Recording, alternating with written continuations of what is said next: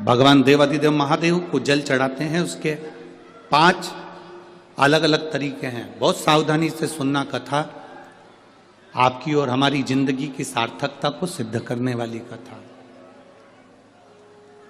आज पंजाब की इस पवित्र भूमि पर अगर यह प्रसंग निकला है तो इसको आप अगर सुनेंगे तो आपका जीवन सार्थक होगा।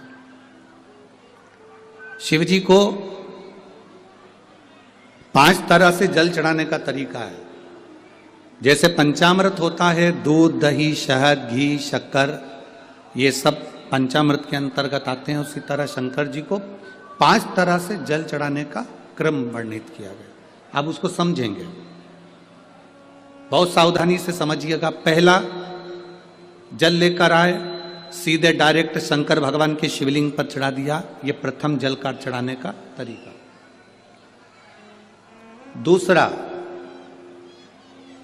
जहां से पानी बहकर जाता है, जहां से जल बहकर जा रहा है, उसके ठीक विपरीत जल उत्तर में जा रहा है, आप दक्षिण में खड़े होंगे और दक्षिण में खड़े होकर उत्तर की ओर मुख करेंगे और शिव जी को जल समर्पित करेंगे। यह रोग मुक्ति करने वाला है और हमारे रोग पर हमें विजय प्रदान करने वाला। यह जल चढ़ाने का तरीका। एक, सीधे मंदिर में गए, लोटा भरकर जल उठाया, शिव जी को चढ़ा दिया। दूसरा, जल जहां से पानी बहता है, शिव जी का चढ़ा हुआ जल जहां से बहकर जाता है, उसके ठीक विपरीत में शिव जी का जल इधर जा रहा है तो तुम यहां खड़े हो, तुम यहां बैठो, यहां मत बैठना, यहां मत बैठना, इधर बैठो। अगर रोग का निवारण है तो यहां बैठकर। तीसरा, अशोक सुंदरी से जल चढ़ाते चढ़ाते शिवलिंग तक लेकर जाना और शंकर भगवान के शिवलिंग पर पूर्ण जल समर्पित करना। यह तीसरा तरीका। यह कार्य की सिद्धता के लिए। हम जब किसी से आस न लगाकर परमात्मा से विनती करते हैं तो वो विनती करने का तरीका। तीसरा। चौथा, शिव जी पे चढ़ा हुआ जल 5 जगह पर समर्पित करना। गणेश जी, कार्तिकेय, अशोक सुंदरी, शिवलिंग और जलाधारी। ये चौथा क्रम है।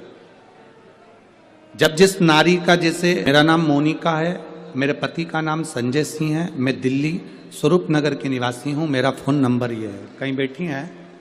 मैं बाबू को लाए हैं क्या? नहीं लाए? ठीक है, मैं प्रणाम करने के लिए लाई हूं। गुरुदेव, बाबा बाबा है। बैठी है बहन। शिव तत्व है। एक जल चढ़ाने का तरीका, शिव जी को हम जो जल चढ़ाते हैं उसका एक तरीका भी हमारी जिंदगी में अगर हमने उसको स्मरण में रख लिया तो हमारी कार्य की सिद्धता को सिद्ध कर देता है, हमें सफलता की ओर लेकर चले जाता है। सीधे जल चढ़ाना, दक्षिण में बैठकर उत्तर की ओर मुख कर कर जल चढ़ाना, अशोक सुंदरी से लेकर शिवलिंग तक जल चढ़ाना, 5 स्थान पर गणेश, कार्तिकेय, अशोक सुंदरी, जलाधारी, शिवलिंग पर जल चढ़ाना 5 स्थान पर। ये चौथे नंबर का। और 5वां जल समर्पित करना।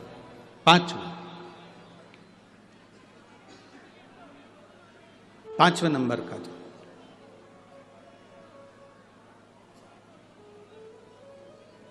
शिव जी को 5म नंबर का जो जल आता है, जो जलाधारी है, ऊपर जिसमें पानी भरा रहता है और नीचे एक एक बूंद टपकता रहता है। जलाधारी में जल समर्पित कर कर उसी जल को बचाकर अशोक सुंदरी वाली जगह पर थोड़ा सा चढ़ाकर उसी में से जल शिवलिंग पर जब हम समर्पित करते हैं तो हम जिस कार्य के लिए जा रहे हैं वो कार्य सफल हो।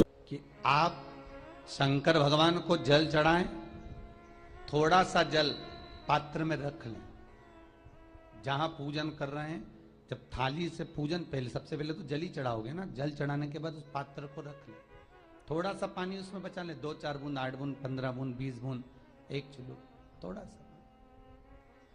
भगवान शिव की आराधना करी, आपने दिया बत्ती करा, पूजन करा, आराधना करी, मंत्र जाप करा, घंटी का नाद करा, और भी लोग आए, उन्होंने भी भगवान का नाम लिया।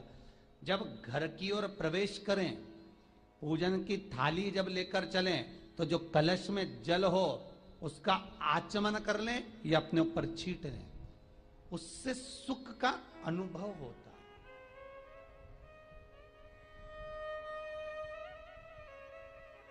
स्कंद पुराण कहती है मनुष्य के जीवन के दुख को समाप्त करने में जल की परिभाषा प्रबल है।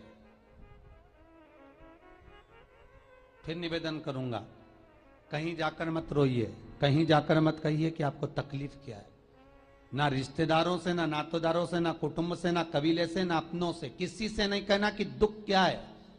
बस इतना करना कि किसी मंदिर में अगर पूजन करने जा रहे हो, आप जिस पाठ को कर रहे हो, जो पाठ आप करते हो, हमें ये भी नहीं कहना कि तुम शंकर का पाठ करो, हम तो ये भी नहीं कहेंगे कि शिव कवच करो, हम ये भी नहीं कहेंगे कि तुम हम बताएं वो वाला पाठ करो। तुम तो जो पाठ करते हो, तुम जो स्मरण करते हो, जो तुम मंत्र जाप करते हो, जो तुम नाम जाप करते हो, तुम्हारी मर्जी, तुम जो जपते हो, बस उस जप के समय पर कटोरी में, गिलास में, तांबे के पात्र में, पंचपात्र में जल हो और उस जल का आचमन, उस जल का सींचन दुकान पर, घर पर रोज करना प्रारंभ कर दो। आधे से ज्यादा तुम्हारी तकलीफ, आधे से ज्यादा तुम्हारा कर्जा, आधे से ज्यादा तुम्हारा दुख तो भगवान यूं ही समाप्त कर देगा, यूं ही।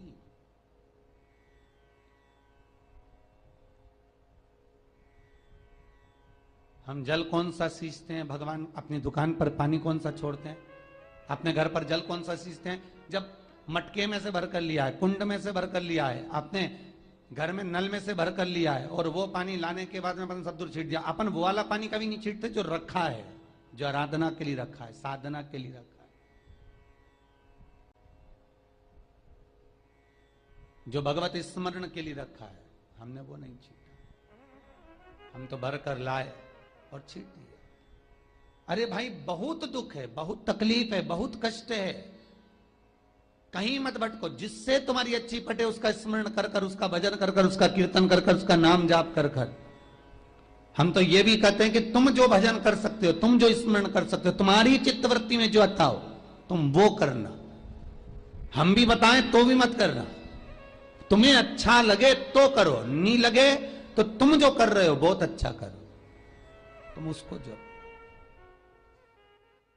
ये जो शंकर जी के ऊपर जो जलाधारी रहती है, जिसमें से बूंद बूंद पानी गिरता है, ये जलाधारी में एक लोटा पानी जो हम चढ़ाते हैं और शंकर जी के ऊपर एक एक बूंद जो पानी गिरता है, उस पानी का पुण्य, शास्त्र कहता है श्रावण के महीने में कांवड़ ले जाकर गंगा का जल शिव को समर्पित करना, गंगोत्री से जल लाकर रामेश्वर को समर्पित करना, उससे 1000 गुना पुण्य जलाधारी ने एक लोटा पानी डालकर बूंद बूंद शंकर पे चढ़ाने के बराबर हो जाता है। उससे 1000 गुना पुण्य उस फल का प्राप्त हो जाता, 1000 गुना पुण्य। तो महाराज, सारे तीर्थ धाम आपके चरणों में, हे भोलेनाथ प्रणाम आपके।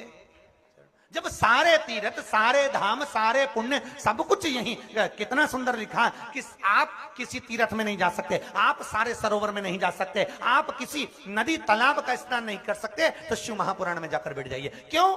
क्योंकि सारे तीर्थ, सारी नदियां, सारे तालाब, सारे सरोवर, सब कुछ शंकर की कथा में आकर बैठ जाते हैं। जहां तुम बैठे हो वहां सारे तीर्थ विराजमान है, सारे तीर्थ वहां पर है, आपको कहीं नहीं जाना, यही स्नान।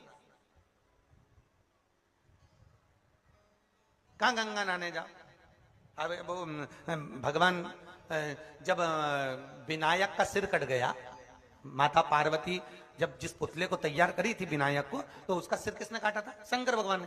तो पार्वती ने तुरंत भगवान शंकर से कहा, अगर मेरा बेटा जीवित नहीं होगा पूरी पृथ्वी को तोड़ दूंगी। भगवान ने जोड़ दिया, सुनी ना कथा, जोड़ दिया। गणेश जी जन्म ले लिए, हाथी का मुंह लगा दिया। एक दिन पार्वती जी ने बोला, प्रभु प्रभु, शंकर जी बोले बोल। प्रभु, बेटा मर गया था तो मैंने गंगा जी से कहा था कि तुझे 1.25 लाख दीप का दान दूंगी अगर मेरा बेटा जिंदा हो जाएगा। मेरा बेटा जीवित हो गया, मैं 1.25 लाख आटे के दिए बनाई हूं, चलो अपन छोड़ते।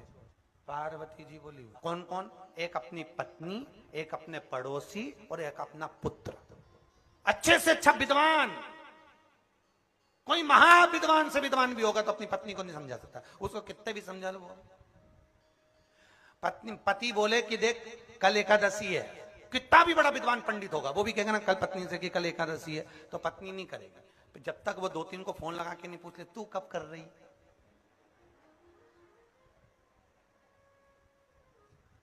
अच्छा, पति दुनिया को पत्रिका देख के बता रही है, दुनिया की ज्योतिषी कर रहा, दुनिया को बता रहा, और ये दुनिया अपने पति को छोड़ के दूसरे से पूछ रही हमारे बेटे का गर्भ बेकार चल रहा, तो वो जिसको दिखाने का वो बोला तुम्हारा पति तो इतना विद्वान, तो इतने में तुम बता रहे हो कि नहीं बता रहे, तो वो इतना विद्वान उससे क्यों ना पूछे। अच्छे से अच्छा विद्वान भी नहीं बता सकता। इसलिए तुम देखना डॉक्टर भले घर में होगा पर डॉक्टर की जो पत्नी होगी इलाज दूसरे के यहीं जाके करो, क्योंकि वो कितना ही बेचारा अच्छे से अच्छी टेबलेट दे दे, अच्छे से अच्छी वो सरी दे दे, पर विश्वास भी तो हो रे। अरे बोलो तो सरी जीजियो, विश्वास भी तो हो, ये तो विश्वास की तो बात नहीं। शंकर भगवान बोले मेरे चरणों में आकर तू दिया लगा दे, या दिया लगा नहीं, तुम मेरे साथ गंगा जी के घाट चलो। चले गए भगवान भोलेनाथ। गणेश जी बोले हम भी चलेंगे। भगवान पार्वती जी बोली इसी के लिए तो मिन्नत करी थी, इसको भी ले चलो। गणेश जी को भी ले गए, गणेश जी को बिठा दिया घाट पे इतनी दूर, यहाँ गंगा बह रही, गणेश